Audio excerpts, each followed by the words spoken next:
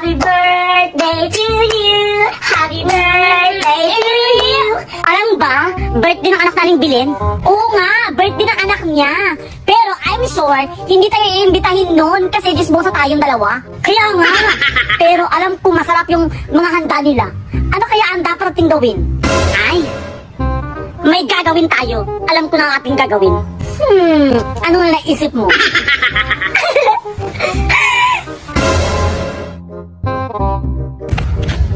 Kaya mo yan! Kaya ko to. Tao po! Tao po! Oh, Mare, bakit? Ay, Mare! Hala, ang ganda pa lang ng bahay mo, Mare, no? Ang ganda ng bahay namin. Nga pala, ano sadya mo? Ay, grabe ka naman. Tumitingin ako sa bahay nyo kasi ang laki-laki, okay, bye! La. La. Ay, nako! Yung mga kapitbahay natin mga chismosan na, nandito na naman. Magiging birthday, alam ko yan. Bes! Hindi niya ako pinapasok, Bes! Ay! Ito ang next mong gagawin. Ano dapat kong gawin? Go.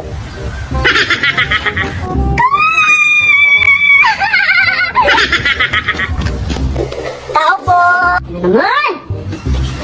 Ano naman, Mare, ha? Hi, Mare! Mare, isasauli ko lang yung kawali niyo. Bakit ganyan mo lang isasauli, Mare? Di ba? Last year mo pa yung hiniram, tapos ganyan mo lang isasauli? Alam kong 1 year na to, pero, isasauli ko lang, Ay, mukhang may kailangan ka talaga, Mare. Pwede pumasok? Ba? Wala na naman! Hindi pa rin! Ay, naku!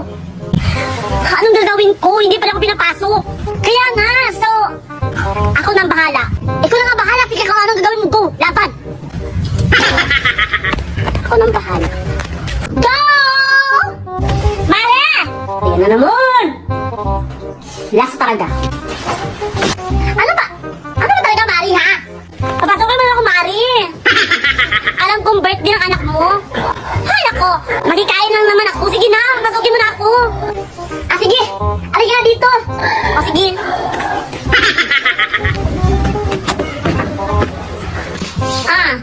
Hi.